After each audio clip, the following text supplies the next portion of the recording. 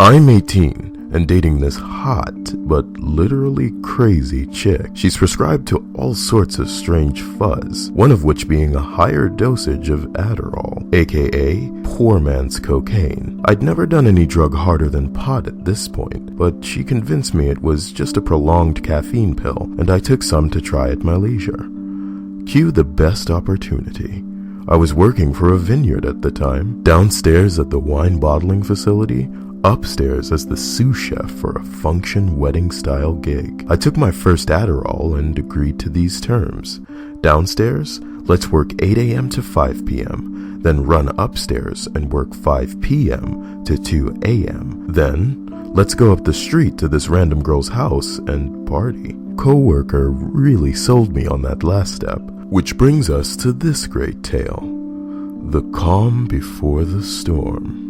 My buddy and I show up at this random chick's house super late.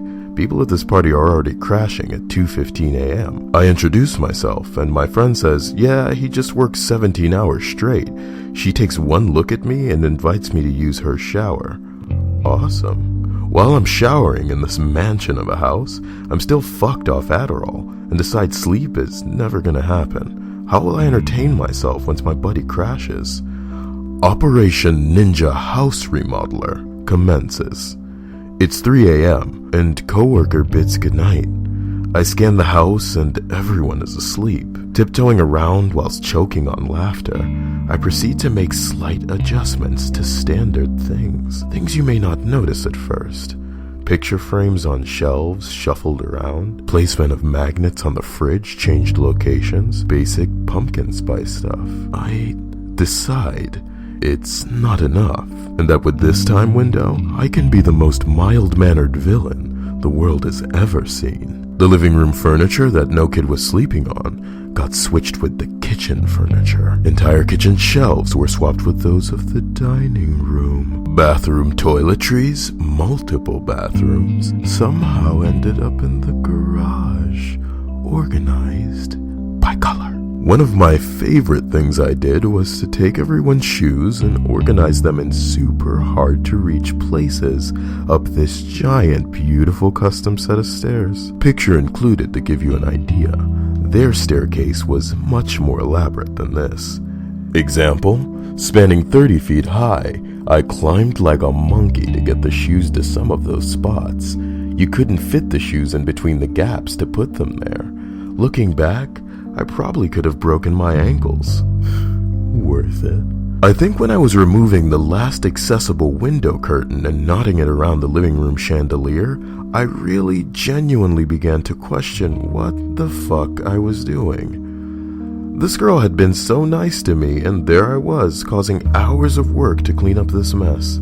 However, there was no way to undo. The silent tornado had struck.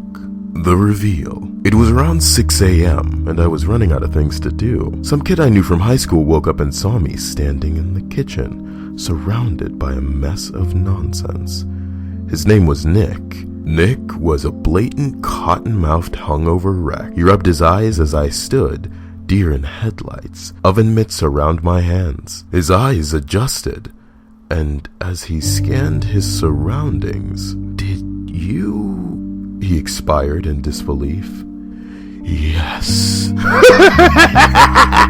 I retorted. A shock of silence jolted him. I nervously awaited a reaction. He broke the quiet veil, and I joined in. For luckily, it was absolute laughter. He was a good sport, and I showed him around as if it were my art gallery. I felt like Edward Scissorhands with my oven mitts on. Still have no idea why those were equipped at this point. Should just put them back in your inventory. He agreed that he'd act like he had no idea who did it. We both went to bed, even though I wasn't actually sleeping. I waited till around 8 when I heard numerous "What the fuck? Oh my god. How the fuck? And who the fucks?" The stir had caused the house to wake up. Some 15 oddity of bewildered young adults gathered in the living room, absolutely in awe. The investigation began. My coworker glared at me, holding back the grins. We both knew. Nobody cracked. Everyone had a good chuckle.